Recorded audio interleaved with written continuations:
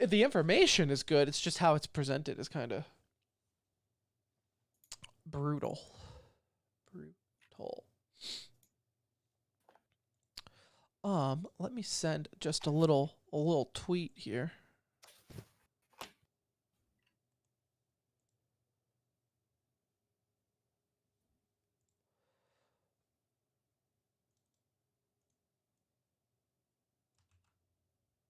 Ba, ba, ba, ba, ba.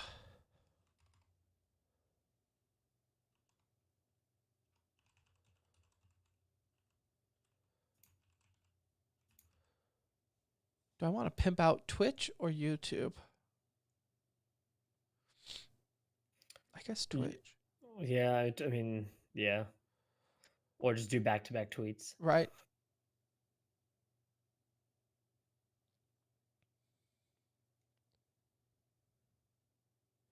Because shit, the YouTube takeover is happening, it looks like.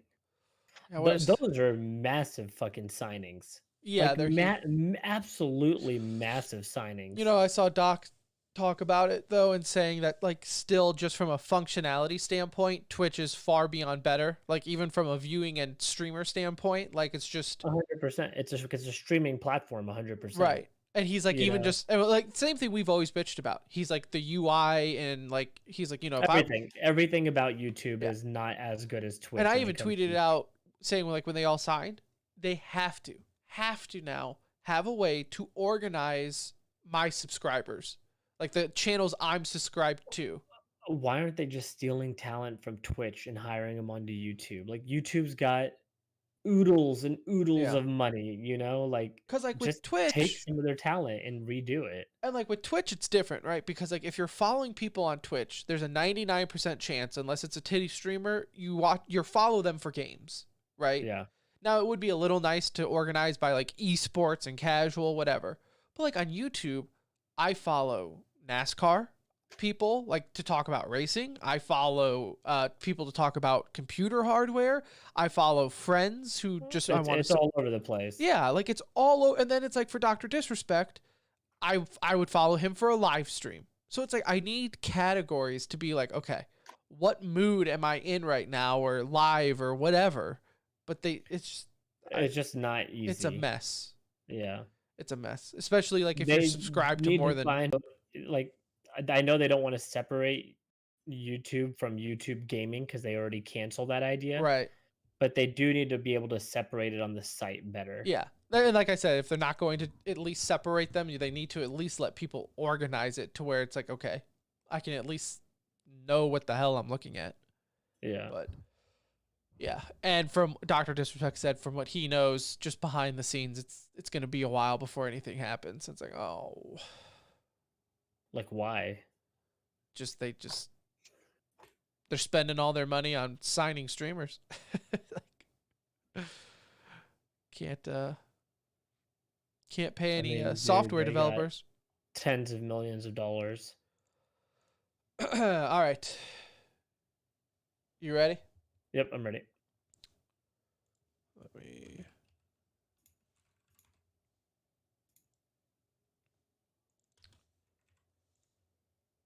Hello, what is up? Welcome to episode 355 of the Centering Esports podcast.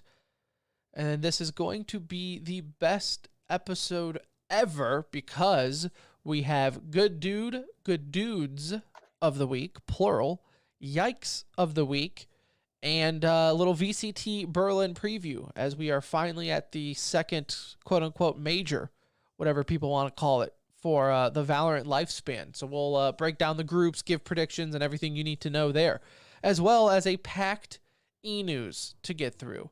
But before we get to any of that, let me tell you about Philly Esports. Yes, you are familiar with them because they typically sponsor e-news, but they've been promoted to the big leagues here as they are going to sponsor the start of the show as well.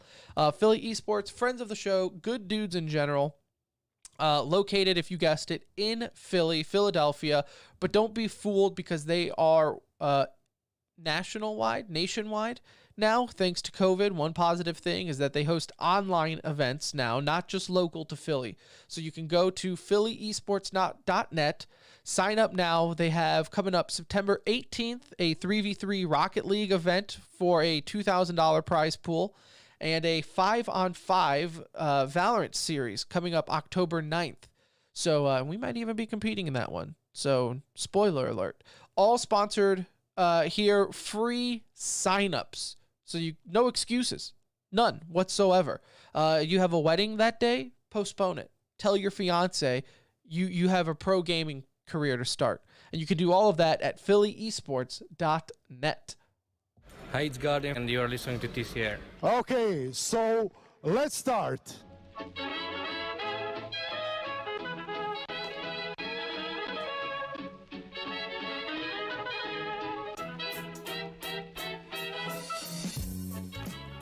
Hello, everybody. Hello and welcome. Welcome back to another edition of The Center Ring, aka TCR, aka your favorite esports podcast, presented by Philly Esports. This is episode 355, coming to you live and or pre-recorded from an undisclosed location. The date is September 7th, 2021. Happy birthday to my oldest kid. The time, 9:08 p.m. Central Time. Go ahead and follow us on Twitter at The Center Ring, and you can join our Discord and support us on Patreon if you choose so, with the links in the description of said Twitter account. And do that. My name is Tim. I will be your captain for this journey into esports, and alongside me, as always, is my best friend, my brown friend. It's Anuj. What is up? Happy to be home, Tim, out of the 107-degree heat down to the 102, and it's a world of a difference over here, you know? Yes, so the fact that you are still doing this show tells me one or two things. You are either now a billionaire coming home from Vegas, or I'm in debt. Or you're in debt. Closer to or I'm in debt. I gotta tell you the story. So we went to dinner on Sunday night to a restaurant called Nobu, and it's just a high-end Japanese sushi place. They have that in California. There's a Nobu in California. They have like 4 of them or 5 of them. There used to be one in Dallas that got shut down during COVID. I don't know if it opened back up. But anyways, we go to dinner over there. You know, they ask you more for a price point, and they're going to bring out food to the table to kind of fit the price point and kind of give you an experience. What would $20 get me? Like, so it wouldn't get you any. For example, we told them, all right, $100 per head kind of price point. We didn't really want to exceed that. He's like, ooh, it's gonna be a little tight. You're not really gonna get the full experience. Oh, the full experience. Point. Oh, well, excuse me, sir. And so he's like, you know, I don't want you all to leave dissatisfied. You know, if you're here for a good time, you know, I would suggest bumping that up a little bit. And so we're like, well, what would you suggest? What a nice suggestion. Yeah, lovely. So he goes, oh, you know, between 150 to 200. I was like, all right, let's try and keep this closer to the 150 price point. Like, buddy, I got gambling I have to do. Like, I can't go through dinner, you know, have a pretty good dinner. Like, it was good, don't get me wrong, but it wasn't like earth shattering. It's not like it changed my world to have this food, but it was, you know, very good. Tab comes out for 4 of us, 731. My stomach dropped a little bit. I was like, this didn't feel worth the price. Just did 731. And I was like, do we tip the subtotal or like the total after tax? Like, how should I tip this right now? Your tip would be more than what I would like to spend on a meal. Going back at it, like, we definitely could have got it like 150 to 200 cheaper, because there's some things I would have taken off that they gave us that I'm like, of course, didn't but care you would have for, missed out on the experience. We would have missed out on the experience. So good trip overall, though. We had a lot of fun. Went to a couple of shows, and the Caesars pool, Tim, icy, like 35 degrees at all times of the day. We had a cabana one day, sat out by the pool for like 5-6 hours. Nice. From the morning till the evening when we actually got out of the pool. same temper. It was the coldest water. It almost felt like they didn't want you to swim, so you were inside gambling. And it They're was probably not wrong on that one. like I was Like so I was like, I can't believe the water is this cold. Like the only reason I was in the water is because it was 107 outside that day. So we're like, let's just hang out here. But man, see, jeez I'm Louise. such a cheap date. Like I've eaten at fancy restaurants and I've eaten at cheap. And it's like, and my wife and I have talked about this where it's just like, you know what? I'll go to Fairmont Street and get me some White Castle, or just give me cheap street And food. be happy with it. Don't get me Yeah. wrong. I love me some, fast food and all Yep. this, but they were quote unquote experiences. But again, I would Right. knowing what I So know, is I would go Rainforest back and Cafe though. do it a little different. Like no, that's crazy. I haven't been. I gotta get out to Vegas. I haven't been in a while, and especially I went out there. Funny enough, on the Pyramid building. I don't know what it's actually called, but you see it's like one of the first buildings you see when you're leaving the airport to the Strip. When I went there, to bring this back to esports, is when it was the esports arena. So you had just the first thing you see when you get out of the plane and go to Vegas is this big esports arena logo, which was pretty badass. Now that's when the H1Z1 Pro League was supposed to be there. As we all know, was like a complete scam, for lack of better words. And I don't know whatever happened to that place. It's still there, so like it's by the Luxor is like that. I know the pyramid one. is, but is it still And the esports? esports arena is still there and still says like HyperX Esports, or Like, it what says is it on there. We saw what it is when we were going on flying in. there? Nothing. Not a whole lot of Like, anything. It's become a very nice land center. yeah, like it must be the most extravagant land center. We at actually this didn't point. even go there. But I did see it on my flight. It's kind of towards the tail end of the Strip, so you Yeah, kind of have to.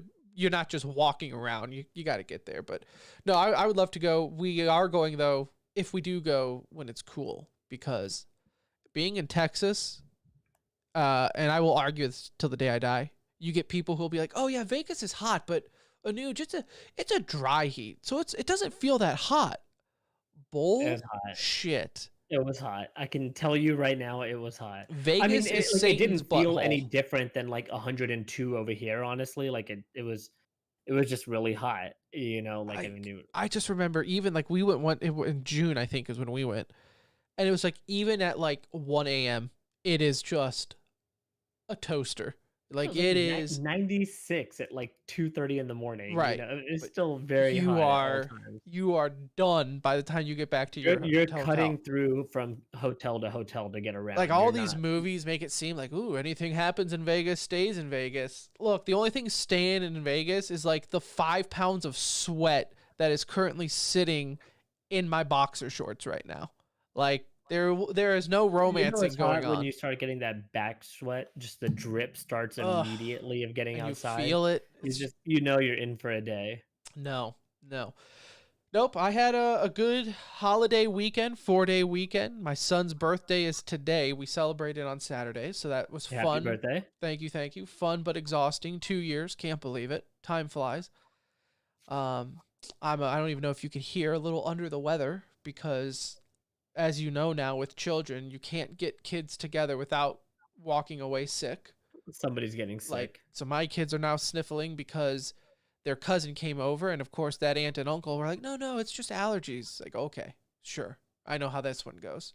So now we're all got the sniffles, but I'm a player, right? I'm a gamer. I show up and I game. Tournament Tim is no joke, right? I come out to perform, so I'm here. Popped some NyQuils right before we went live, so race against time. Really, just got to make it to the end. We'll see how it goes. Surprisingly, you're the one that's sick, and I'm the one that went to one of the most populated areas in the world. I've seen pictures too of Vegas. It's nut. It was to butt. crazy. It was nut packed. to butt right now. You know what the worst part was? Not only was it 107, it's a mask mandate, obviously, right now. All over every Oof. hotel mask mandate, which was smart, right? We're in the middle of of course. Wasn't the smartest idea to go to Vegas, but it was pre-booked for a while, so we went. But yeah, walking around in the heat with a mask on, oh my Brutal. God! Because even on this strip, there was areas where you're sardines. I'm like, I'm going to keep my mask on for this part. I was like, oh my god, this is the worst. Brutal. But we still had a lot of fun. But yeah, definitely sucks that it was still like pandemic. Have you ever been to Fairmont Street, like downtown Vegas is what they call it? Fairmont, like old Vegas? Yeah, I guess is it old Vegas, downtown Vegas, where like it's like the tunnel of the screens up top. Yeah. That's kind of that's a cool area of Vegas. I mean, it's like it's just old school Vegas. That's what I like. It was neat to go. That's the strip is a strip, obviously, but you're looking for like cheap tables. That's where you go. You need the $5-10 tables. You're going to Nobu and you want to spend $750 on a dinner, then you can go to the strip. You want some White Castle at 4 a.m. That's downtown Vegas. You go to Fairmont Street. So good times. Good times. Maybe, hopefully, the next time I'm in Vegas will be Evo, because they always hold it in Vegas at the... This is going to sound bad. The hotel that the shooter was at. Mandalay Bay? Yeah, I think that's where they hold it at. I could be wrong, but I think that's where... Because that's where like the boxing matches are at too, right? I think they have... Well, MGM and all that also. So all in that area. So, yeah. So there you go. Looking forward to when Evo gets back in person. If it is, because you never know. Never know what's going to happen now. But Anuj, we have one show a week. Friendly reminder for those who maybe didn't listen to the last episode. We are doing one show a week. For now, maybe we'll go back to doing two when we make millions off the show, right? That's how it goes. Or if big events are coming up. So if we have a week where there's just too much to talk about and there's a big event, we'll do two. But, that's how it goes. Typically, we're going to record every Monday night, albeit the air is cooling, which can only mean one thing. Football season's here. So if the Lions get a Monday night game, don't have to worry about that one. If they you at least use the Cowboys. It could get flexed. I know we don't win. It could get flexed, right? Lions might get flexed. Yeah, Cowboys will at least get it for popularity's sake. But, God, I'm so happy football's back. I am, dude. I'm so happy. Listen, obviously we're an esports podcast and we love esports, but we're also red-blooded Americans. And it's just football. It's like it signifies to me fall starts this week. Yeah. It brings so much joy. It's a good time of year. It really is. It's just the air starts to cool. It gets darker earlier, which is I like it. I know you don't, but I like it. It doesn't matter that it's still 98 degrees outside. It's like, no, it's fall. Football is here. Well, and you're going to like celebration season, right? Like between Halloween, Thanksgiving, maybe like Christmas, New Year's. Like there's just so much, like fun stuff coming up. So yeah, it's such a easy time. Yeah, fall festivals in our cute little towns that we live in, and it's just it's Prong Attack, Chargers fan. Do they still have that quarterback? Chargers? Herbert? Is that the one they landed on? So he's pretty bad. I'm looking forward to it. We got season tickets to UNT because they're like super cheap because it's UNT, but it's like, you know what? It's my alma mater. It's football, so we went, and they're fun games. They're cheap fun games. Yeah, it's always good. Even if you don't make it to every one, it's not. No, we couldn't because their home opener was on Saturday, which we also had the birthday. So we were like, well, shit. So it's a way to start the year off. But either way, football's here, so obviously that's the long way of saying follow us on Twitter at The Center Ring, and then you'll always know when we go live and when we post episodes. Easiest way. Also sub on YouTube because we post every episode on YouTube. Also posting Big Dick Play highlights. So if you're playing a game and you ever get a Big Dick Play, you want us to commentate over it, give you a shout out, hit us up on Twitter or Discord, and we will do so. And remember, we're a podcast first, so we're like on every platform out there. So if you're not catching us live when we do this or wanting to watch videos, obviously we're on Spotify, Apple Play, all the big ones, Google Play, all the big ones that are out there. So you can subscribe on there and always get the notification for when we throw out our new episode. Yep, absolutely. All right, so let's get into this episode here because we have a handful of good dudes of the week. First good dude of the week here, a little shout out. I always pronounce it Zave, might be Zav, X-A-V. Zave, I assume it's like short for Xavier, but I don't know. A Hav, it could be a Hav. Maybe Xav, I have no idea. This is an esports name, maybe. I have no idea. Anyways, he was the head of PR guy for Call of Duty League. Just want to give a quick shout out. If you're listening, buddy, appreciate the work. Best of luck in future endeavors. But he was always good to us. Anytime they were kind of difficult, obviously, this year, but anytime before that, they were always very accommodating when we needed guests or have things. We used to get into the press conferences and everything like that. So shout out to Zave. And recent dad himself, and he was a really easy person to work with. We definitely enjoyed working with him, and hopefully the next person kind of lives up to those standards, because I think we got a little spoiled having him help us out. So we do appreciate all of his hard work, and again, welcome to fatherhood too. So congrats on both the new roles in life. And another new gamer dad in the bunch, a big one here, Chris Puckett, esports legend. I don't know if, first off, the Esports Awards hands out Lifetime Achievements Awards like they're candy on Halloween, but I digress, because Puckett deserves one if he doesn't have one, but he just announced he's going to be a gamer dad with us. So that's awesome. Awesome for Puckett. We'll see how that adjusts, because obviously we know it does adjust life, but I think he's around our age, so he shouldn't have too much It's issue. kind of fun, though, like seeing all these people that we watched as like young kids getting into esports, and like the fathers of esports, and Puckett is definitely in that, just as long as he's been around, and seeing these guys kind of go into stages of life that we're also experiencing, right? So it is neat to see him obviously having a kid, and it's just crazy to think about that, because I always see him as like the 18-year-old shoutcaster, like that's just how we kind of grew up watching these guys. Oh man, I didn't know that either. So Prong Attack, friend of the show, listener says in chat, he became a gamer dad back in April. I might have known that. He might have said that in chat. I think I remember that vaguely, but if not, congratulations. Awesome. It's an adjustment. It is an adjustment, both to playtime, and my buddy wants to play Portal 2. He wants to stream like co-op Portal 2. And I'm like, yeah, just let me know, and I can get it on my schedule, because that's how life works now. And it's not even like I'm that busy. It's just like the kids go to bed at 8. Like that's it's like, and we're not going to do a playthrough in one sitting, right? So, like it's going to be a weird night, or you're okay starting at like 9-10 o'clock, because those are the rules. Dinner is at like 9 o'clock typically, so that's just how it works. And old people problem, says Jay. First off, Jay, you are old. You just don't have the kids part about being old. Damn, hit him where it hurts. It's not old people's problem. You're one of us. Don't you worry, right? You don't are us. Worry. Just without the kid. And I have an extra kid. Like if you ever want to babysit, Jay, just hit me up, and I will gladly lend you two. So it's I have plenty of practice for you. Last good dude of the week, Anuj, might be the goodest dude of them all. Who is it, Tim? You're looking at him. Yours Am I? Truly. First off, let me tell you this story. I might be a saint after this story if it gets out. I don't even want to say it, because if the Pope hears it, I might be making a trip to the Vatican.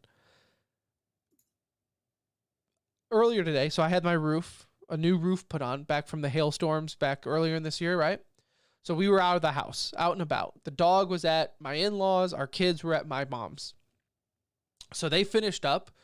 We went back to the in-laws to get our dog, and we saw right outside their neighborhood older couple in their truck at the side of the road. And, we're like, should we ask them if they need help? Well, let's just go to your parents first, and while we're leaving, if they're still there, we'll ask. Sure enough, we're leaving. They're still there. We ask if they need help. Mind you, it's hot as balls right now. We've been out of the house running around, right? Had every excuse in the book just to be like, whatever, old people, I'm out. And they said, why, yes, we ran out of gas, and we're trying to get someone to help us, and they've been on their phones and whatnot. And these people, when I say old, I don't mean like 40, 50 looking. I mean like 80, 90. Like they were... Grandma and grandpa age. They were old. Yes. Yeah. They were old, like great grandpa age. At the age to where you would realistically believe, oh yeah, you probably legit ran out of gas just because you didn't look like you probably just forgot you You needed also that. don't look harmful, so I'm a Right. little more comfortable Yes. stopping nowadays. I figured it was implied that they were white when I said I stopped to ask. I just thought that was assumed at this point, Anuj. And no, I would stop for anyone. I don't see color when it comes to helping. And so we said, you know what? Let us get you gas. So my wife and I turned around, dropped the dog back off at her parents', got a can of gas, gave them about 2 gallons just to get them on their way and where they need to be to get more gas. And they were on their way to a doctor's office. So for all we know, they could have died if it weren't for me. Tim, that gives you a good dude nomination. You know what? That might be a yearly nomination right there. That Coming might- from you. Good dude of the year right here. You're looking at him. So, who knows? Who knows? All these people that drove past this old couple that were just needing some gas. And sure enough. How long did you make them wait when you were at your grandparent or your parents' house? Well, it was probably 15 minutes while we were getting the dog and everything. I wasn't sure if you were in 2 there for hours or anything. 4 hours. No, that's why we said look, having dinner, it's drinking some cocktails. Man, do you remember those old people? Man, I wonder if they're okay. No. Like I said, we were like, okay, we know we're just getting the dog and turning around. If they're still there, we'll ask if they need help. Fair enough. Because you never know. Who knows? Maybe the dude had a stroke or something. He was old. But no. So it's just a good Samaritan. Good little karma coming my way. Taking care of your neighbors, Tim. That's good. Yes. Yep. All right. So there's some good dudes of the week. Let's get into some yikes of the week, as this is our first episode, by the way, of Not Positivity Month. August was, of course, Positivity Month because August sucks. So we try to have everything with a positive twist. But Anuj, thank God September is here because we can be toxic really once needed more. that to end. Really, it was just not our personality. So No. I'm glad we got away from that. No, yeah. So there is that. But let's get into some yikes of the week. Do you want the first or the second one? I'll go first. I'll let you be toxic towards the second one if that's cool. All right, that's fine. All right. This is great because there's just so much to pack underneath this. This week we got Optic Phase, Tim, coming out with a collab that's also been rumored, and a bunch of leaks have come out around it prior to the actual announcement. But we got this Optic Phase collab. And I can't tell you how much this irks me because this is the Yankees and the Red Sox doing a combined jersey giveaway. I mean, I don't know. Everything about this seems wrong to me, especially when you have the potential Optic envy rumor lurking out there. To me, this just feels like a quick cash grab, fill some pockets real quick before this goes to whatever it's about to be. But this is an odd collab for me because, again, it's just two rival competitive brands that I don't know. I didn't really need a collab from them, honestly. It is what it's going to sell out. It's going to do great. I understand that. But this is the Bloods and the Crips holding up bandanas walking down the street. It just feels a little off here. Yeah, I need a pulse check on Optic fans on this one. If you're an Optic fan, you've had a rough last couple of weeks with the envy rumors and now this. Anuj, I think Hex is full on fire selling this org before he dips. He is trying make a little money on the way out. Yeah, he is trying to pinch out any penny that he can get from this org before he just burns it to the ground and abandons ship. Because I don't Is that what you think would actually happen though? Do you think he completely steps away from In what world, like you said, in what sports world would you collab in this sense with your rival? I understand behind closed doors, everyone's buddy, and hey, we get it. And, it's if they needed help, they would be the first ones there. I get that. But as a fan, I don't want, if I was a true green-blooded Optic fan, I would want absolutely nothing less than to wear any piece of clothing that had any resemblance with FaZe at all. Like you said, there any combinations of brands that you think it's where that's an okay scenario though, doing a collab with? like Like minor league. if it was 100 Thieves and Optic, would that make more No, sense to you? no, it wouldn't because they're at equal Even with level. Nade Shot being with his Optic background and the fact that if you watch half of his YouTube channel, it's reactions to Optic stuff or Right. reaction to Scump videos and things like I that. think Like they're in the big leagues at this point. And in the big leagues, your brand and your org, your competitive team is your team. And your fans are their fans. You don't it just feels like a cash grab. it Like does. because it's going to sell out And regardless it of looks what like we're saying right ass. here. Like, let's be real. Like the few teasers and sneak peeks I've seen of it, it doesn't even look. It looks like exactly what you would imagine being a cash grab move. Like it looks very. It's very bland and generic in terms. Like they literally took the O from Optic and the FaZe logo and put that together for the Optic gaming sign, right? Like the Yeah. same type of kind of conjoined look, and it's just that's really all it is. They threw it on a sweater, they threw it on some pants, they threw it on a shirt, and you know It it just was if it was something like really unique and cool, maybe I'd jump on board with the idea, but it's just so generic, and it's if like, if I could okay, just be like overly dramatic about it, it really is just like a lifeless move. Like it's just so there's like I feel like there's just no real heart in it because if I again these esports orgs, I guess it's like it's a tough pill for me to swallow because to me it's almost like this really like esports is a side business to these orgs at this point in time. Like where sure Optics started out as an esports org, I'll give them that, but somewhere down the line Hex has too much power. he's acknowledged that he's a content creator first and esports second. And now he's using Optic in that sense where it's just like there is no competitive side to him anymore. He is selling. Based on what happens in the next few weeks, we'll have a really good idea of what he's just selling the brand though. Like if I was a fan of Optic at this point and FaZe, like FaZe isn't any less guilty in this, but just with the double rumors on Optic side with the Envy stuff, I'd be like, dude, like I was ready to ride and die with you, and here you are selling out to the enemy.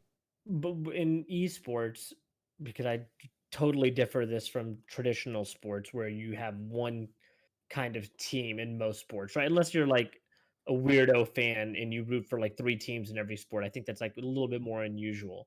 In esports, however, don't you think there's also fans that are more like fans of multiple orgs, and then you have a couple orgs that you really hate, Yeah, but I mean, versus I like think there's always the number one, right? Like even like for traditional sports, like we've discussed about it. Like I've moved around a lot, right? So it's like I am fans of Tampa teams and Dallas teams, and I have you like them, but you still have like anytime you reference football, you it's talk about Detroit. Detroit. Like Detroit is the one team if I had to pick for a Super Bowl. And that's how I feel like even with esports. Like yeah, you might like FaZe and you might like Optic, but if they're head to head, which one do you want to see walk away? Right? You're repping the gear for one. And if you are one of these weirdos that are like wearing a FaZe hat and an Optic shirt, I kindly invite you to turn off this podcast and delete it forever. You better have been on that pre-order list for that stuff. Because that to me is the highest form of insanity. Like to just be completely like, I just like both of them that equally as much. No. Like you can't. You have to pick if there one. was something creative behind it, I could have maybe like taken a like to it, right? Like I at least might have looked at it a little different, been like, hey, this is kind of a badass release. The clothes are super unique. Maybe it's some badass streetwear, whatever. But it's just it was super basic that it gives me the vibes of a cash grab versus you a gotta missed pick, opportunity to do something cool. Yeah, I agree with the Prong in chat. You gotta pick one. I'm sure most people do. Yeah. Again, I just think the look and feel feels like I said, bad, I was really surprised when I saw the rumors have been out, right? So I wasn't blown away, but just to see like this type of collaboration and then seeing what it's going to look like, I was like, okay, Hex, all right, like come on, bro. I'm gonna ask you the same question when and if this happens, if the merger happens, and then this becomes like a Optic Empire or something like that, if they change the branding that way. I want to see what your take on it. And I'm going to save this because this is going to be a conversation for another episode. But I do want to get your take then in the scenario if they combine brands. What is your feel for that team or org at that moment in time? So All right. we'll come back to that. Let's do it. My yikes here is just one more proof that the WoW is not the WoW I grew up loving. Blizzard has taken a lot of L's lately. We all know it. It's been highlighted a lot on this show. But coming up, Anuj, in the next patch, it's hit test servers, but coming up in the next patch, I am sad to say that you are no longer allowed to target a player and do the spit emote. So /spit. So for those who've never played WoW or any MMO at that point, you could essentially target a player, type in /spit, and in the chat, it would say, Tim spits on Anuj, or vice versa, right? Depending on how you wanted to do it. And WoW and Blizzard is just like, we are not standing for this anymore. This has gone too far. Look, the line has to be drawn somewhere.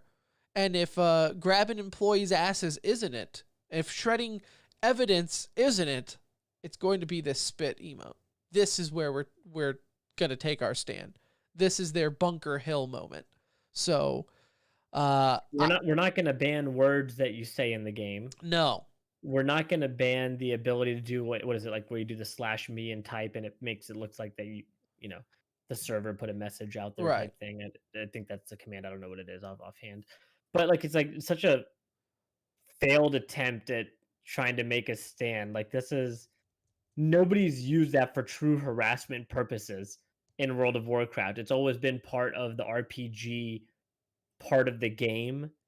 And the only time it would be different if it was like Anuj spit in Tim's mouth and slapped him across the face. Like if that's what it said every time you did the /spit emote, okay, let's tone that back a little bit. But this is just like and it's like you never saw people in like the town just spamming it.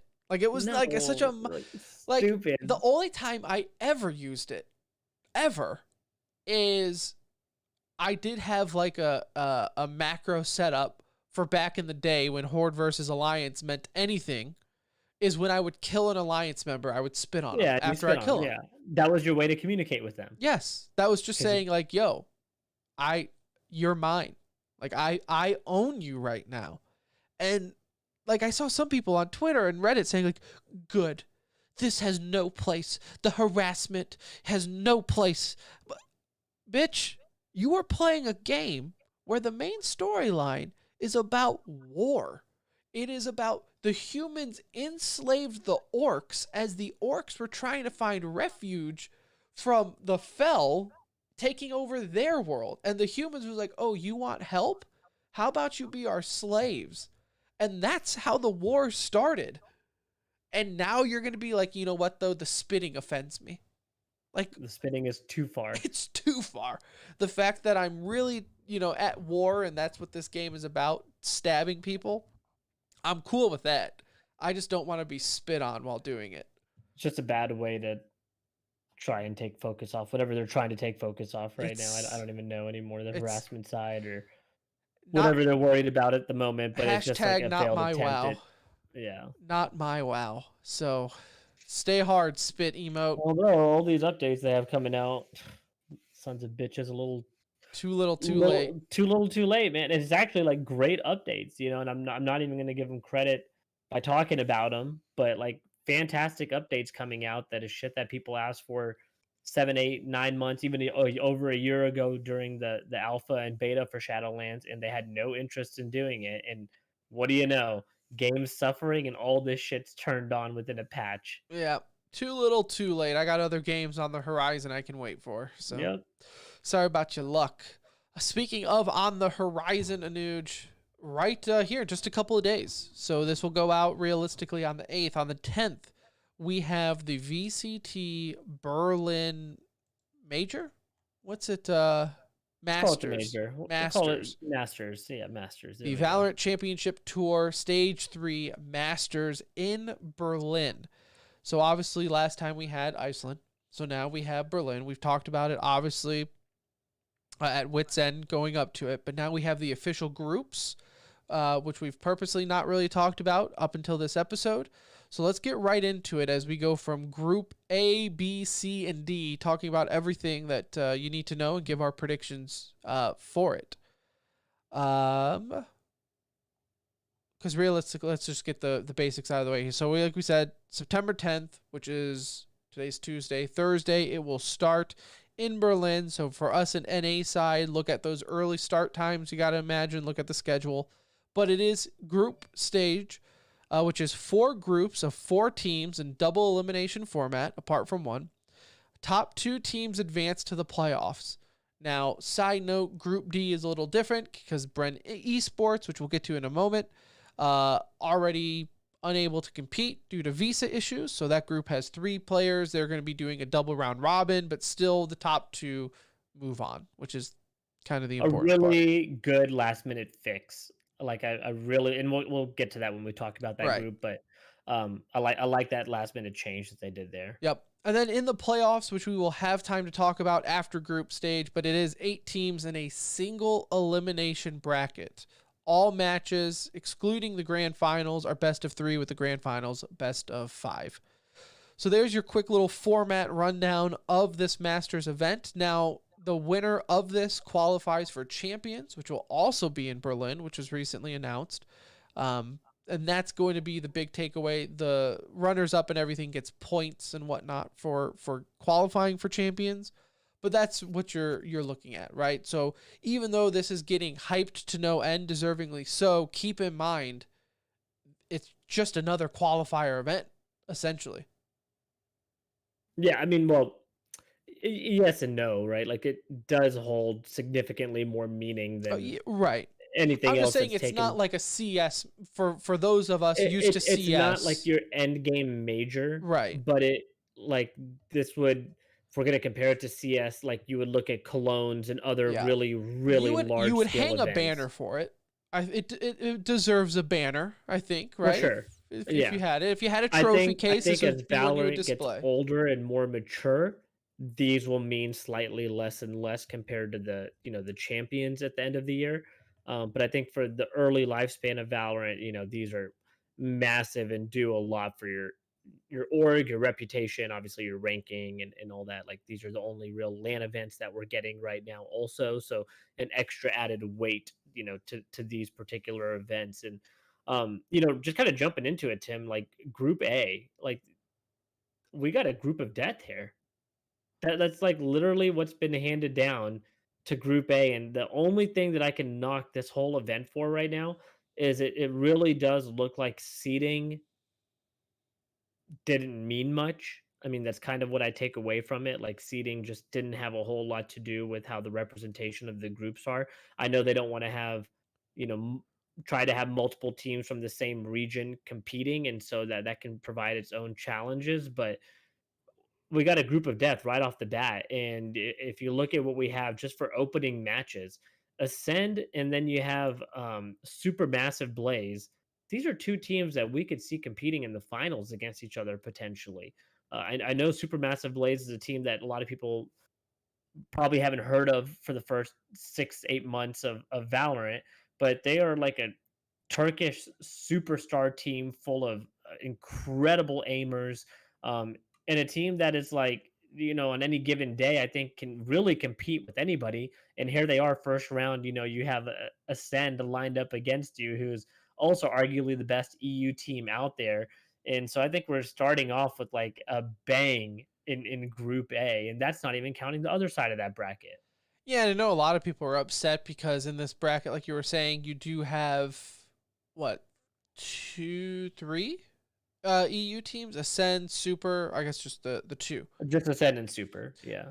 But my argument to this is, prior to this, all we heard were people complaining that, oh, well, Turkey should have its own region and blah, blah, blah. And now you see them together and they're like, why does EU have 2 teams in one pool? That's not fair. Well, I think it's because the way they justified it is, yes, they came from the same qualifying event, but you have one EU team and a Turkish team. I still think in this regards, the better team is going to come out. Like, I don't think it's going to skew, and maybe if you're EU in the end and you lose, you're going to say like, well, this wasn't fair anyways. But I feel like that's all playing like Monday morning quarterbacking a little bit.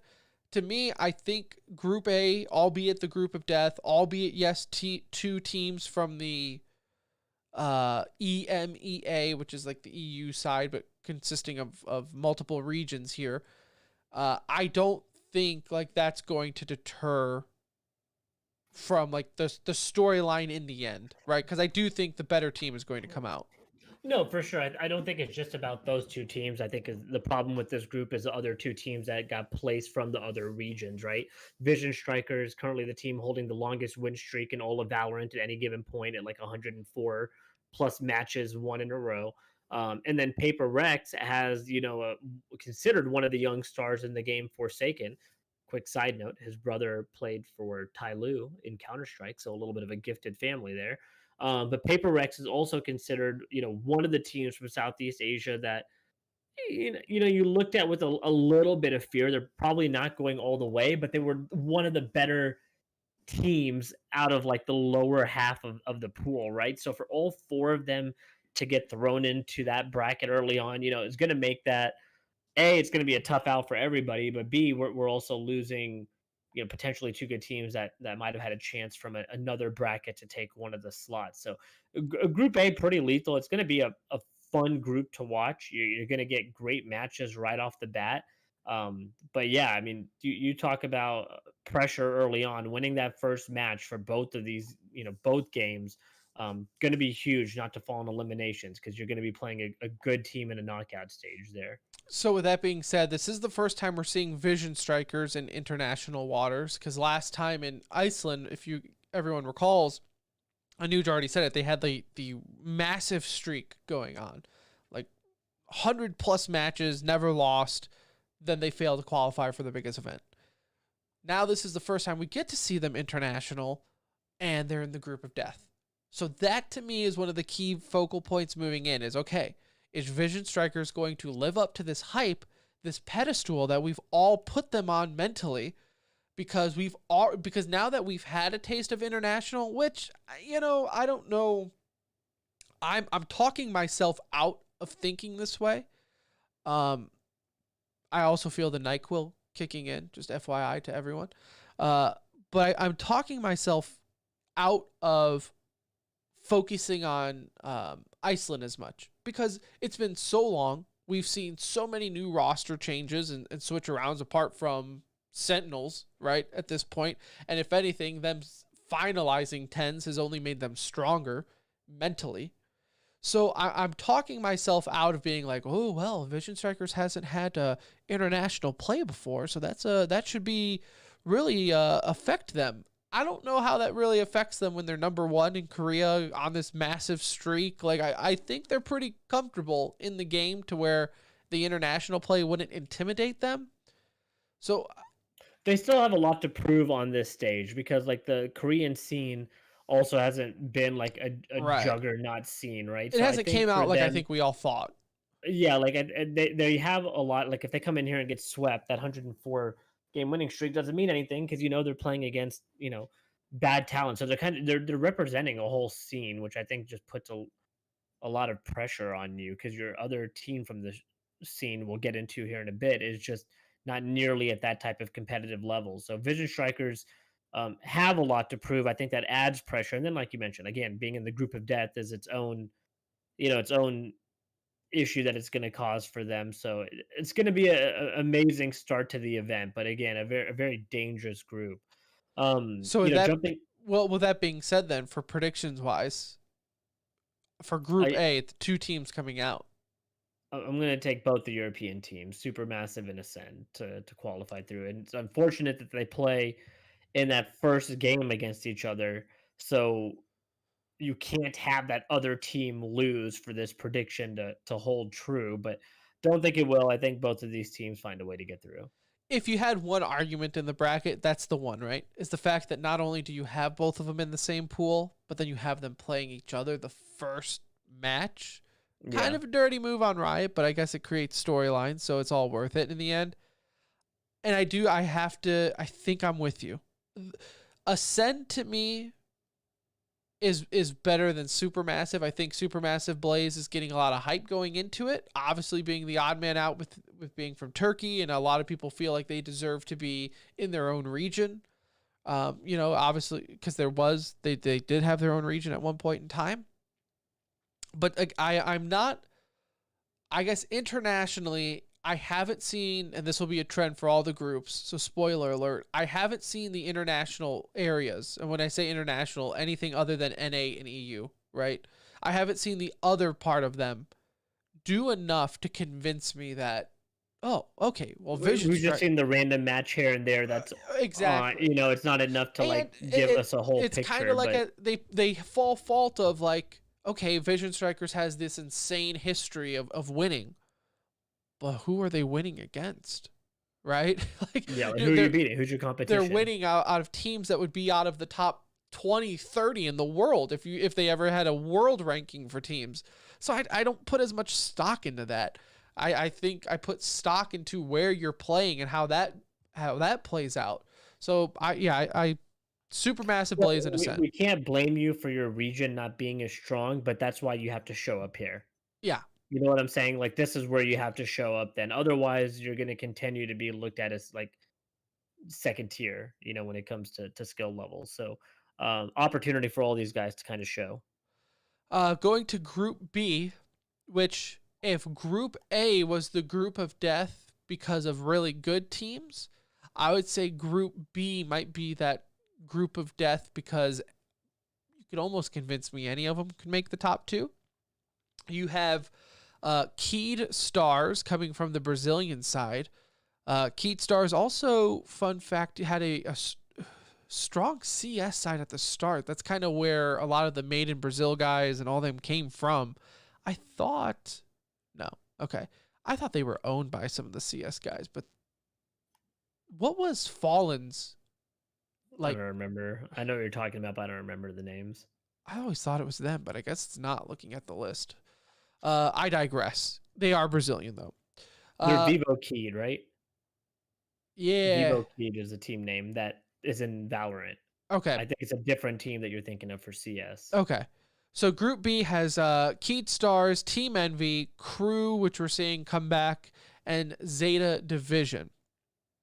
Which Zeta Division, for people that don't know, is the previous Absolute Jupiter lineup from Japan. So they were considered one of the hype teams going into Iceland that we were all looking forward to see. And then they had their long winning streak snapped at the worst possible time, right before qualifiers for Iceland, and didn't end up making it through. So they've just rebranded, but they are the Absolute Jupiter lineup that, had a lot of hype behind them early on, obviously died down after they didn't make it to Iceland, but they're back and they played really well throughout qualifiers. So again, really excited to see them. I think what makes this division hard is obviously adding Absolute Jupiter to the mix.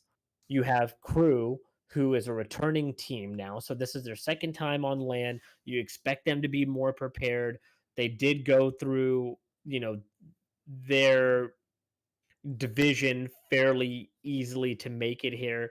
They didn't have a ton of competition, but again, they're back to back, so I think that's impressive. And the Brazilian scene, there's a lot of hype behind that scene. I think it's one of those things. Again, we kind of need to see it happen. But the Vivo Key team beat both the previous people for Iceland, right? They knocked both of them out. They ended up taking the top seed over there. Their fun fact, their Jet main, Tim, has only played Jet in every competitive match, 124 matches. And so you want to talk about a hyper Jet main, that's what they have on that team. It's supposedly an exciting team. Don't think it'll be an easy out for Envy, but I predict them to obviously take that matchup.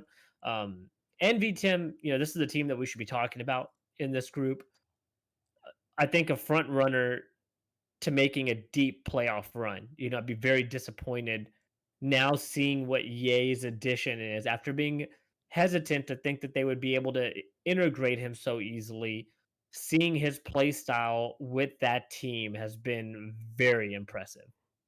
Yeah, absolutely. I remember talking about it when they picked up Ye, and Mame thinking, or when they benched Mame, They picked up Marv. yeah, they picked up Marv, benched Mame, then signed Ye. I remember talking on the show with you thinking like, what is Envy doing? Like they were on the uptick. They were playing really well as a squad. Why make these moves? And then Ye was like, let me show you why. Because he was nuts in the qualifying rounds for this. So I think go ahead. They gave him so much freedom, you know, Yeah. because like you have this really structured team in Envy who plays like a very like rigid style, and then you have Ye who's become this kind of this X factor that they give a lot of freedom to on the map. You add Marv, who is a controller player, so also can work off of that nicely, and it's like made this really like beautiful blend of Valorant. And again, props to them. Obviously, we're not the experts all the time. Sometimes we are, Most of the not time. all the time. This was a move that I wasn't nervous about the long term. I was nervous about the short term gain of what this was going to do right before we head into Berlin. And look, as Tim mentioned, Ye has been a superstar. I mean, he's looking like a top 5 player in NA and potentially even the world the way he performed recently. So if you get that same type of play from them, I see Envy kind of running through this group pretty easily, honestly. Yeah, and to your point, I think the way Envy's playstyle is now with Ye, because Ye is very aggressive with Jet, and I feel like with FNS being kind of the IGL that he is and the mastermind, I can't speak more highly than FNS. Like even from his CS days when we've talked to him, maybe I'm just, swooned by his interviewing skills and he can just, make you believe in him, right? Who knows? But I truly believe FNS is a great mastermind when it comes to IGLing. And so when you have a pit bull of a Jet like Ye, and you can just let him do his own thing to set up the play, I think it does wonders for the IGL to like, okay, I can trust in my guy getting that opening pick and then executing with our plan. I don't have to bank on a backup plan or anything like that because Ye has proven majority of the time, at least in the qualifiers, that like he's gonna get that opening frag. He's gonna win that Jet. He's duel. gonna create chaos at the very least early on, and then that's when they execute at that point Yeah. in time. And so enough damage has been done at least for them to give themselves a great chance against any opponent. And if we're picking our predictions here, I'm going to take Envy and Zeta, Zeta division to be our top 2 out of here. But I wouldn't be surprised if the Brazilian team ends up being one of the 2 also. But if I'm making my picks, I would go Envy and Zeta.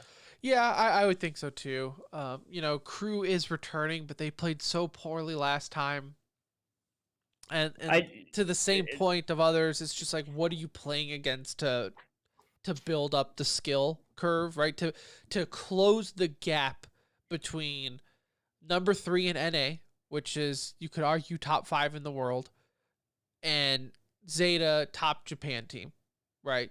Like, what are you doing in the Brazilian side of things to close that gap? I don't think it's there.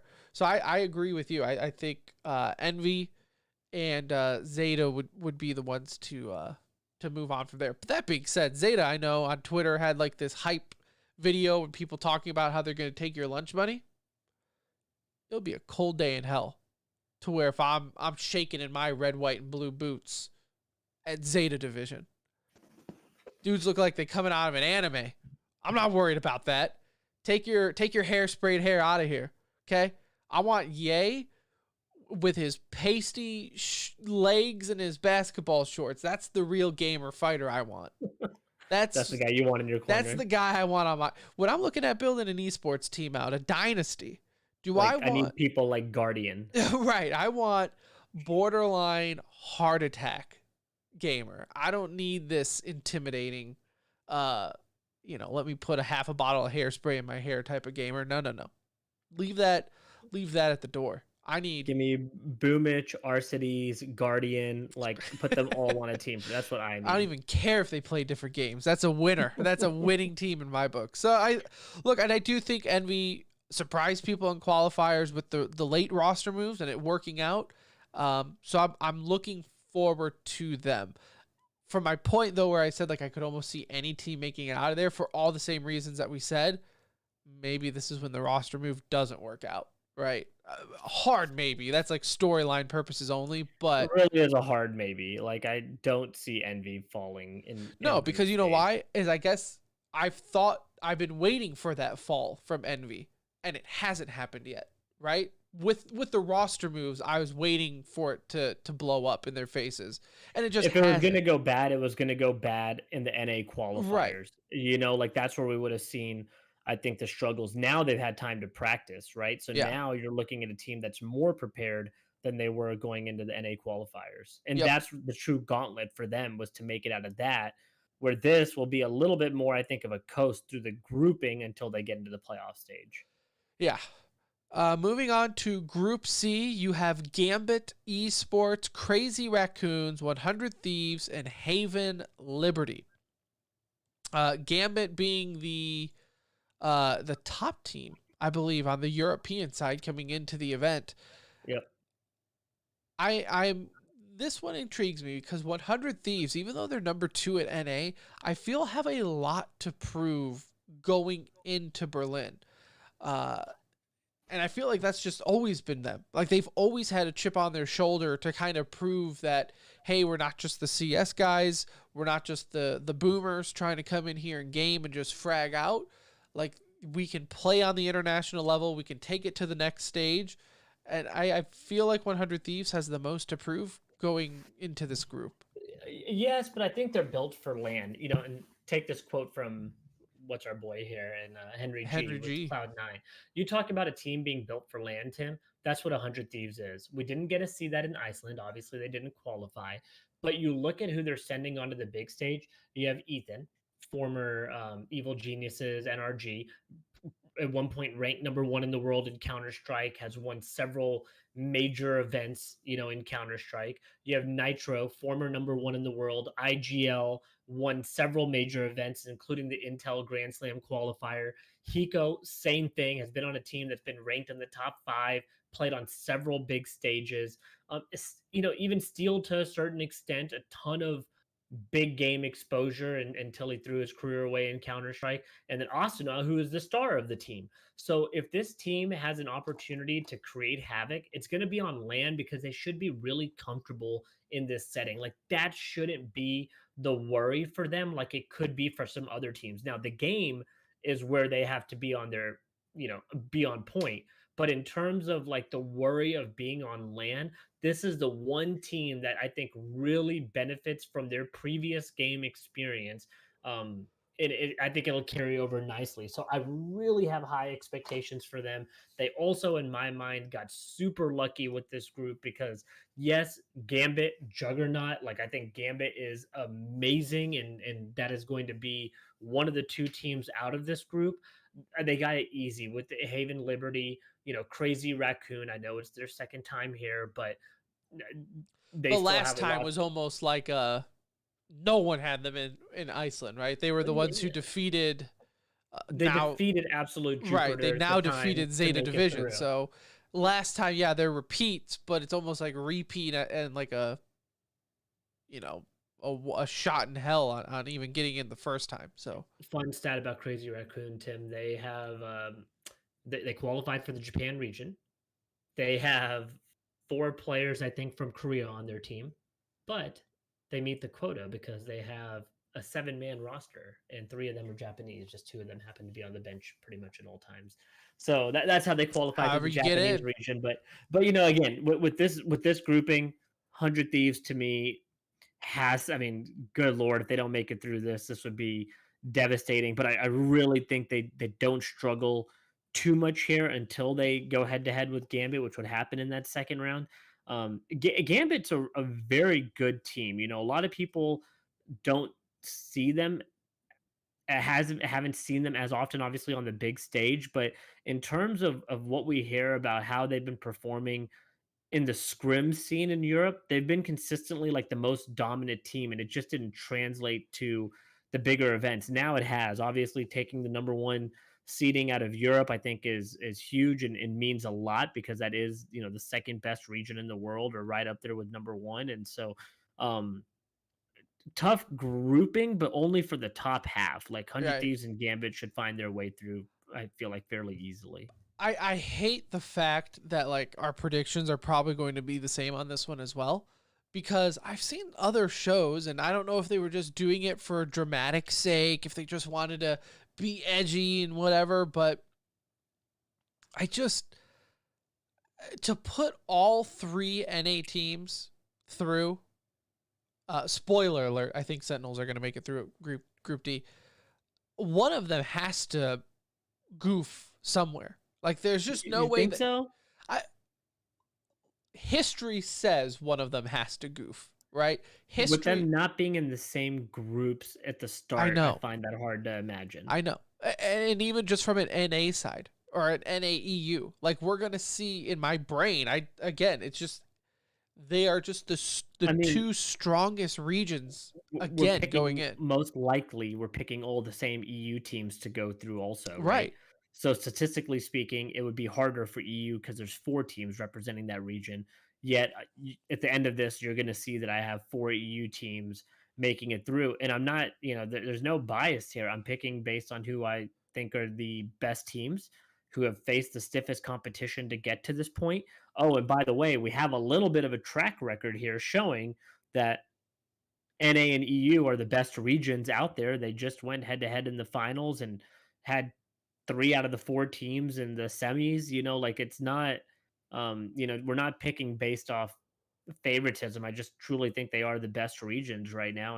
And they're still catching up to do, and that's just the way it is. That's the beauty of these games is we'll get to see throughout the year how much some of these teams are able to close the gap or how far ahead Sentinels is able to stay. And so I don't think we're going out on a limb saying Gambit and 100 Thieves are going to make it through. And listen, if you're using this show for betting advice, like I'm totally cool with that. Obviously, we're not betting experts and don't keep tabs on the line, but I also think it's important that we don't make a pick that we don't believe in for the sake of being different from one another, Yeah, I agree. Like I'm not going to come out here and say, keep in mind, I'm the guy who said Cloud9 was your lock of the major.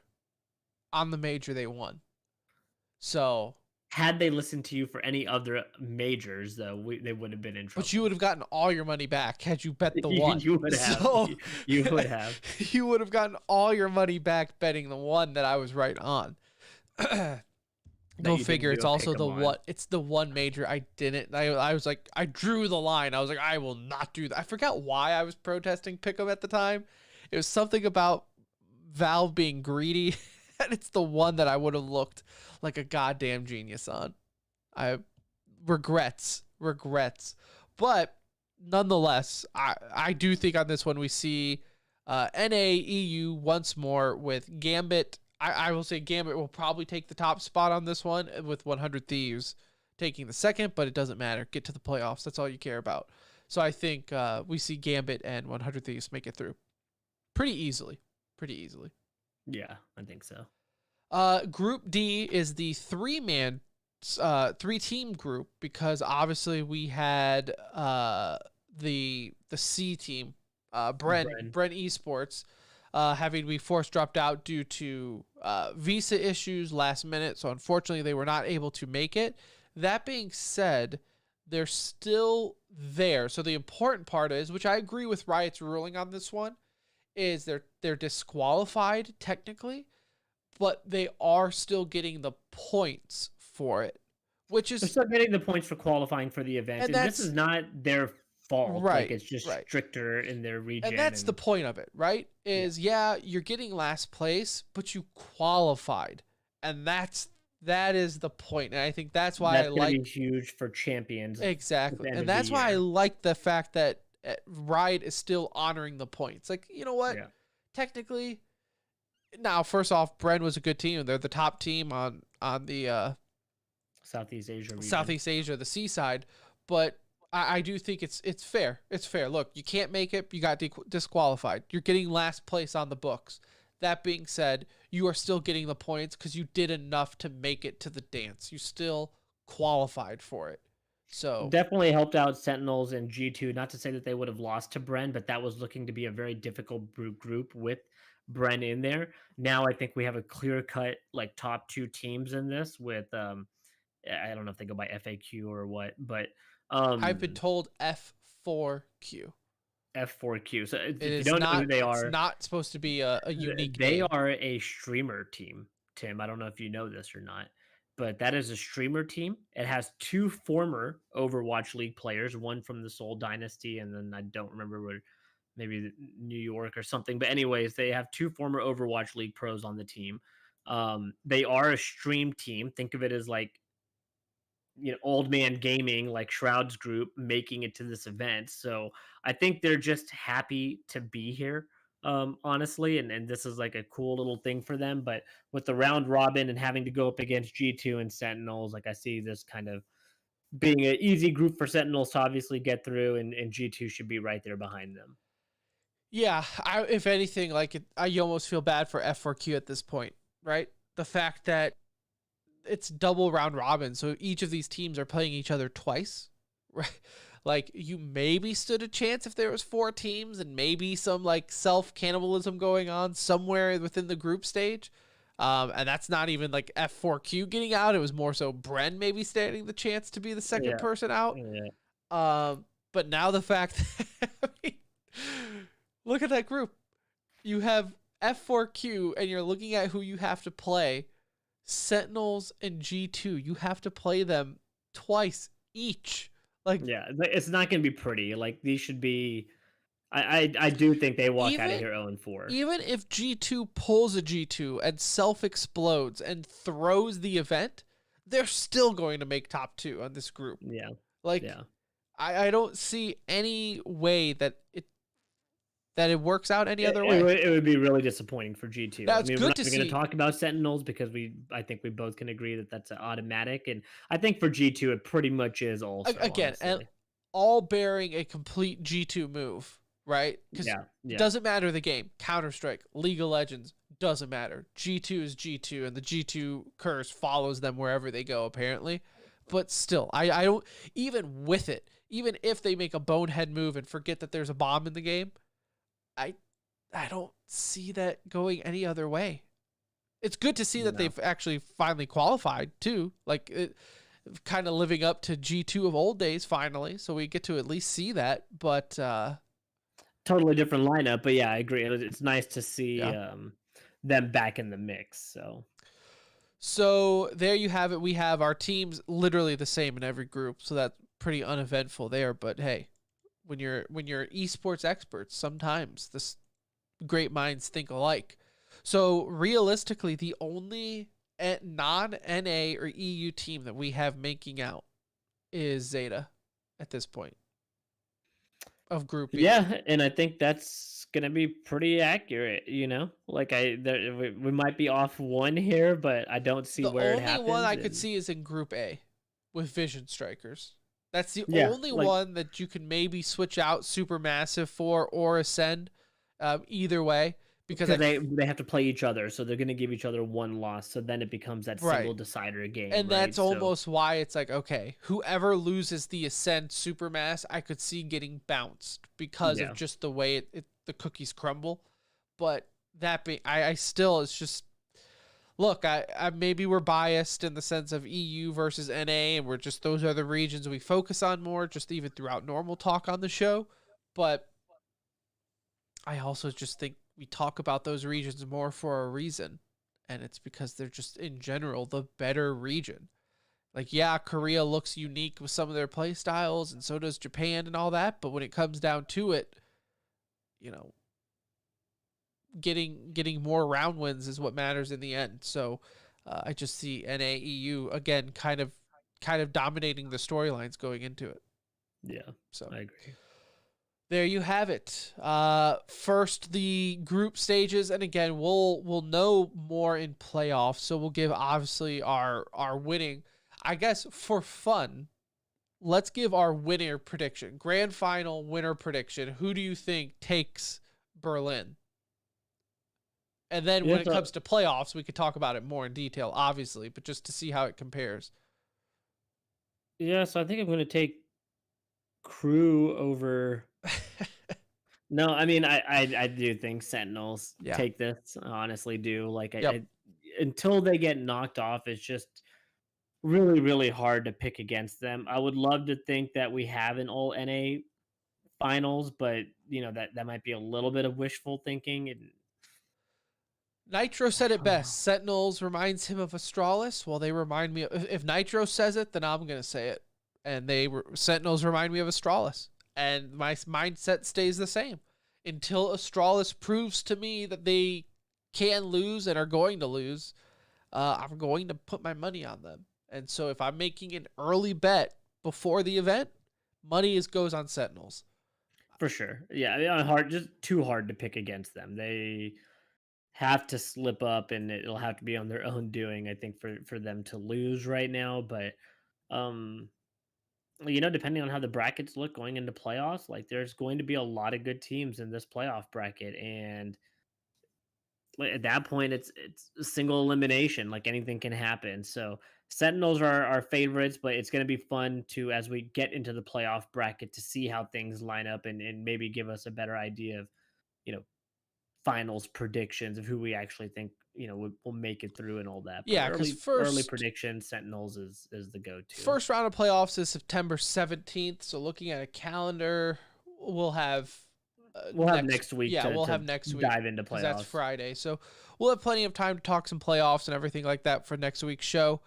Friendly reminder: we are only doing one show a week for now, so gives you plenty of time to catch up. So there's that for you. VCT Berlin does kick off on. Man, today's Tuesday. Throw me off. Yeah, Friday. on Thursday. Friday the 10th. We actually won't even have the playoff schedule set by the time of our next show, honestly. Right. Well, we'll have a good idea though. We'll have probably the top 4 teams in, and then we'll still have lower deciders going off. All right. So maybe if something crazy happens with pools, we can do a quick little final playoff preview show and put one up there. So one of the glories of doing 2 shows a week, it gives us those options, or 1 show a week gives us the option to do the random, maybe quick hit, not full hour, 30-minute show. We could do a quick little 20-minute VCT playoffs if it's what the people want. So there's that for you. All right, let's get into some e-news to wrap up things here on the best episode of the Center Ring. A lot of CS to get at. ESL Pro League 14 playoffs are underway. Vitality ended up knocking out Complexity 2-1, and NIP defeated Mouse 2-1. A little bit of an upset there, maybe. I don't know where NIP is at right now in my head. NIP looked pretty good. I mean, they actually looked really good. They've looked good as of late. Matchup. NIP has looked good as of late in general. And then Vitality beating Complexity, I don't think was like a huge shocker with them running with the stand-in right now. Yeah, tomorrow we'll have Liquid versus Fnatic and ENCE versus Forza competing to make it. Well, I guess they're competing to make it to quarters. Singularity ends up signing Guardian and Seized, so Guardian is back at it. I guess did he ever officially announce retirement? He never did, right? No. I can't remember if we announced retirement. I think we announced retirement for Guardian.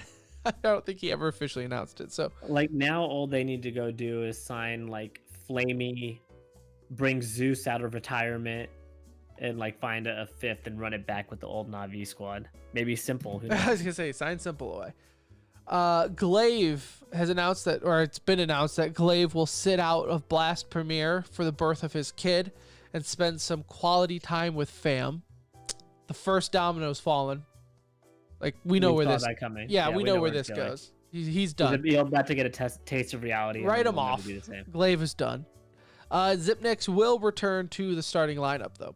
So that being said, Cold Zera, we talked about Complexity playing with a sub. Well, maybe not for much longer. Cold Zera is stepping in for config, or at least it's been rumored, for the ESL Pro League for Complexity.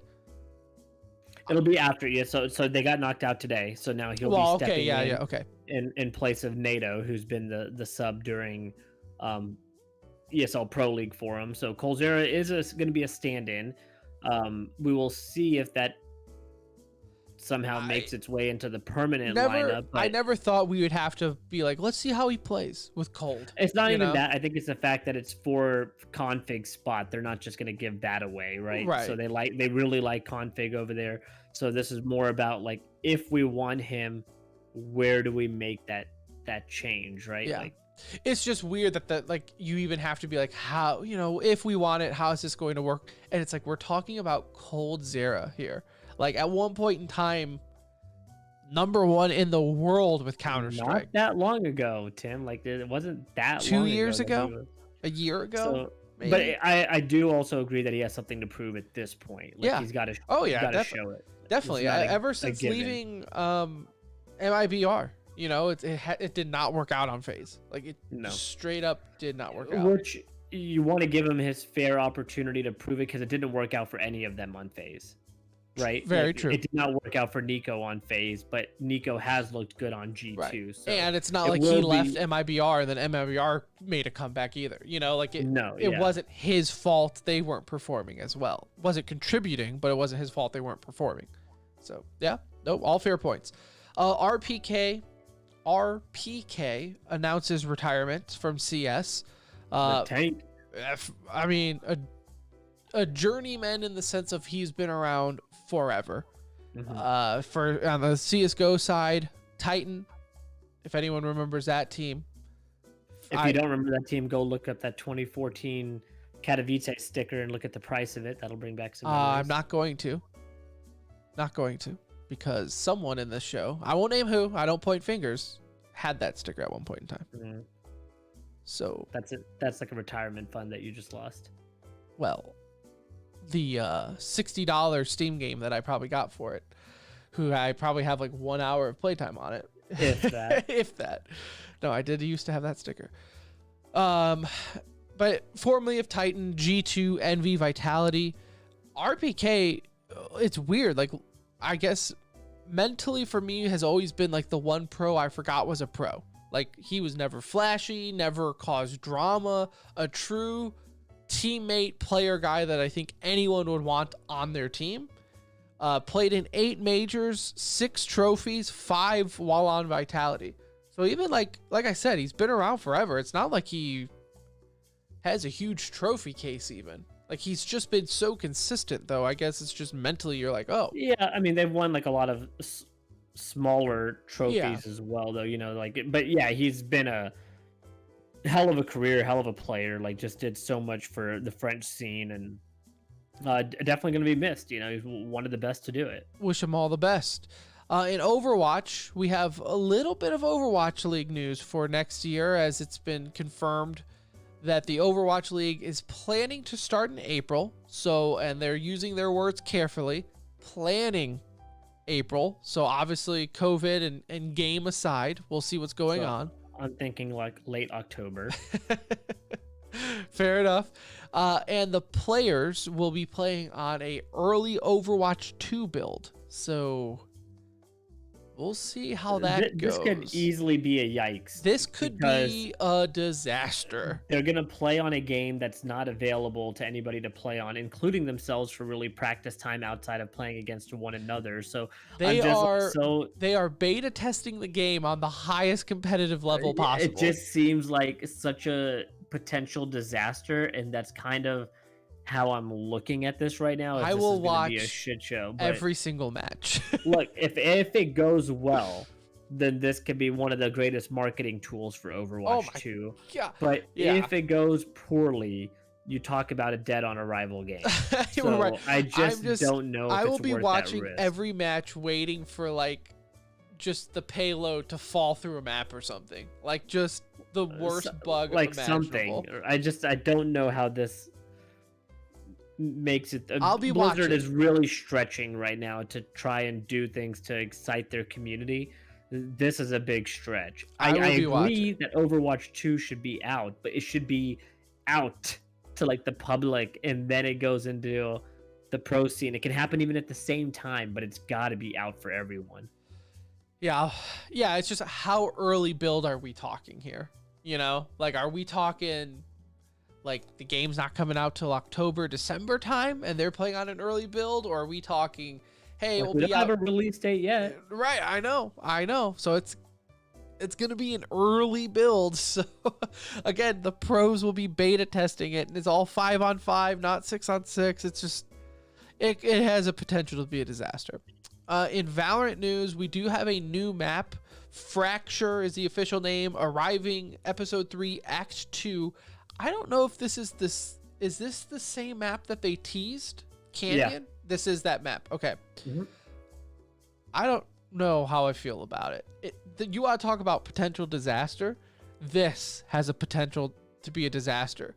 So what we know so far, it will be an H-shape layout. So the letter H as in hotel. Defenders will spawn in the middle of the map. Attackers will start on both sides, pinching in on the defenders. So almost like Rainbow Six Siege-ish. And zip lines will run underneath the map to connect both front and back of the maps. It's been pretty fun watching it so far because it is out already to go play, and so it's been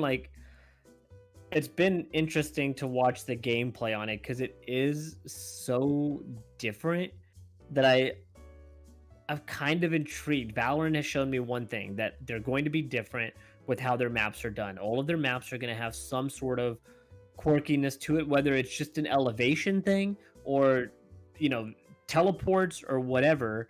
This is in line with what they've done. So I'm okay with them throwing this out there and seeing how it goes, but it is highly unusual with the layout. So go check it out if you haven't seen it yet, guys. Like, you can watch a lot of gameplay, you can play it yourself, but it's interesting. It's different. It's very different than what you're accustomed to. TCM drops Bang, as they're going to have plenty of time to try out TSM. TSM. What did I say? TCM. Oh, did I? Reminded me of Mango a little bit. It's the NyQuil. TCM. The NyQuil's kicking in. I'm fading. I am fading. VCT champs will be, it's been announced that it will be in Berlin. So you have VCT Masters Berlin, which we just talked about. VCT Champs, which is the Worlds for Valorant, will also be in Berlin, despite the rumors and leaks that it was going to go to LA with Riot. But this was suspected. I've read that it's kind of last minute change because of teams already having visa issues. COVID obviously hasn't gone anywhere. EU is not looking like it's going to be best of friends with NA as far as COVID. So maybe with these players already being in Berlin, or, it's what it is. So I still think they should just go with Iceland being Esports Island and just send all the pros to Iceland. But that's just my 2 cents. In Call of Duty, LA Thieves have announced their next roster, or I guess, is this official or per sources still? I don't think it's official yet. I can't keep up with the roster mania at this point. But for the sake of it, Octane, Kenny, Draza, and Envoy will be LA Thieves. On paper, looks dangerous looking lineup. On paper, looks very good. I gotta tell you a quick observation. So far from what I'm seeing from like the different leakers and stuff out there, we are going to have a much deeper competitive field this year than we had last year. This is not going to be 3 teams and everybody else. I really think we're going to have like a field of 6-7 teams that can really compete at a high level. Yeah, because just looking at the other LA team, LA Gorillas, this is official. They announced it. Asim, Slasher, Hook, and Gunless. Now, has potential to be a top team there, in my opinion. Like, which Hook are you getting? Are you getting the Hook that has won a championship, or are you getting Hook who forgets his driver's license and doesn't know his own name? That's the question. If Hook is stable and you get the performance out of him that you expect to get out of him, Slasher being Slasher, Awesome was incredible for NYSL. I mean, incredibly underrated player for them throughout the year, and was really good there, and also was really good when he was with Rocker the year before, I thought. So I think this is another very good competitive team, but I think they have either going to have this high-low type thing. I don't think they're a middle-of-the-road team. I think they're either going to be a good team or they're going to be a bad team. I just don't see them having like some sort of middle ground that works here. Yeah. kind of story of LA Gorilla's life. Yeah. It's kind of been their MO every year. Rumors is that Crim 6 will be rejoining former teammate Clayster in New York. With Mac and Neptune, like another Could totally see that happening. Dangerous lineup. Like Clay and Crim together are one of the best AR duo pairings that there is, strategy wise, gameplay wise, like just some of the best to ever do it. And then you get them with 2 second-year players, and you saw what happened in Dallas when you had those 2 minds working together with 2 young talents. So really interested to see if this lineup goes through. I think that's another incredibly dangerous team. Yeah, and I could totally see that happening. Yeah. And there is a new Warzone map called Pacific. They've had first screenshots and footage revealed for it. Kind of looks almost PUBG-esque of their island Pacific map. Look, I have not played Warzone in years. Years, I tell you. But this has got me intrigued. It has me intrigued. Yeah. We'll see what Battlefield really does, but the screenshots at least look good. I'll probably forget all about that when I play the game and I'm reminded that I hate it, but you know. Yeah, it'll be on the new games like mechanics and stuff with movement and all that. Like, I'm pretty excited for it. The map looked really good, vibrant. Like it looked like a good map. So look, something new for Warzone. They add an anti-cheat going into the next iteration of it. Things could be kind of turning around possibly for a game that has done so well, but yet received such shitty feedback from the overall community. So these are good changes, though. Yep. In FPS news, Astralis signs Disrupt Gaming's roster for Rainbow Six Siege. So Astralis is officially in Rainbow Six Siege. Big get for that scene. Rumors are is that they're going to be looking at Valorant next, so branching a little further out than just the League side and CS, stretching out into other esports. So I would say that's a good brand, despite what other people might think of them. I think that's a good brand to have in your esports. So move somebody from that 7-man Astralis CS:GO roster over to Valorant might not be a bad idea. Keep them warmed up. Friendly note: Siege is $5. So if you haven't gotten that on one of the other billion-dollar sales that they have had, $5. So if you ever wanted to test it out. In Dota news, tickets for the International 10 has been delayed. So they were on sale. They've pulled the sale over health concerns. I think that's a nice way of saying COVID concerns at this point. Anuj, I think it's time we can wrap it up. It's going to be $1 billion pool by the time they actually do this event. Like, it's not happening. We will never see the International 10. If they're fixated on fans, which I think they are. So either maybe they just allow the fans who got some tickets. I don't know what's going on, but we'll see. In other news, PlayStation Showcase, September 9th. So coming up in just a couple of days. We'll see what's been revealed there. We've seen Microsoft do their thing. We'll see. So any PlayStation players, fans out there. I think we talked about this. Maybe not. No, I guess we didn't. But YouTube made some huge signings in the streaming world as they announced Tim the Tatman and Dr. Lupo. So they are no longer on Twitch, moving over to YouTube. Already have. So if you watch them, there you have it. Huge moves. I mean, come on. Like, can we... I don't think I've ever seen one of their streams once, but I acknowledge that they're popular. Yeah, I mean, these guys are some of the biggest streamers out there. So to get them to move to that platform, hopefully that just does wonders for eventually what that platform can, has the potential to become. But those are really big signings. I mean, you can't just... They're just huge from the from a streamer's perspective. These guys are 2 of the biggest out there, and you've already pulled people like Courage. You already have Doc, regardless of how you ended up getting him, you have him. So you're starting to see a shift in that landscape, and that's exciting. And it's been announced that Windows 11 will be pushed out in October. Some point in October, not everyone, but it will be starting to slowly become available for everyone out there with qualifying PCs. Will you update if you can? Yeah. I mean, I will eventually. I always wait. I don't do it right away, but do not listen. If you are a gamer, especially, do not be the guinea pig for a new Windows. Never. Never, ever, Never. ever. Remember what happened But with eventually I will. I mean, I would love the change to Windows 10. That's been really good to me. So Yeah. I'll see what they're offering in 11 to also see if I care to get it. just remember how, well, it looks completely different if you haven't looked at it. It looks kind of more like a Mac operating system than Windows, but like everything's moved into the center of the taskbar rather than on the outskirts like it is, which maybe for us widescreen people might be good. I don't know. But I remember what happened with Windows 8. So I'll hold off on updating, or Windows 10. What was it that was just, I guess it wasn't Windows 10. There was one Windows that was terrible for gaming. XP was really bad. Was it? I think it was XP. Was it Was it XP? That I don't know. All I know is Y2K. don't be the guinea pig for Windows, and you hold on to what works until people figure it out. So there you have it.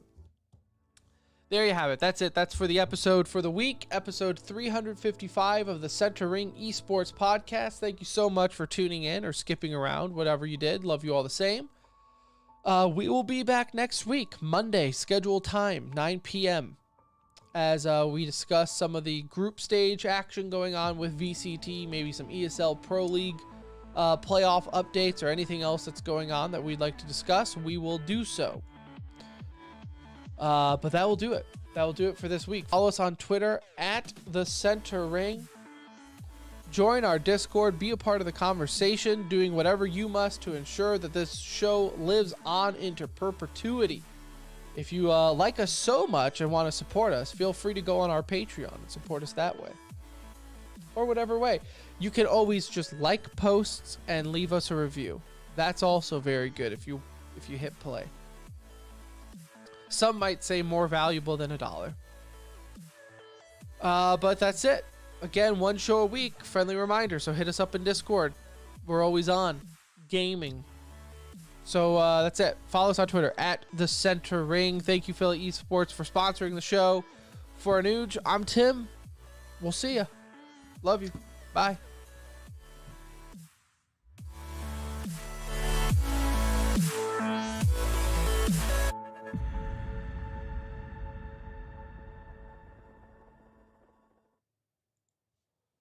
Done. Dunzo. All right, I'm going to kill the stream so we can edit this. Anyone in chat, if you're still here, love your face. I'm about to pass the fuck out. Can hear the voice changing. getting more to sleep tone. Little bit more tired. I can hear it. I was trying to fight it, but I'm like, holy crap. Normally I'm okay. Normally I can fight through it, but We're getting older. I guess that's what it is. It wins some of these fights. All right, I'm gonna get off also then. All right, yeah, we'll game. I got a on, game. So I really didn't game all that much this weekend. For I'll being be on 4 days. Maybe a little bit tomorrow night, but Thursday night for sure. All right. Well, Thursday night. Not getting on Thursday. What's Thursday? Opening kickoff. Cowboys versus Tampa. I won't be on Thursday. No way. No way. Nope. We're a No, Tampa Thursday. household, so we got. I did completely forgot about that. Yeah. Yeah. I will not see you Thursday. I'll see you on the weekend. Yep. All right. So All right. I'll probably be on tomorrow then. Yeah, I'll be on a little bit tomorrow. All right. Cool. All right. Later.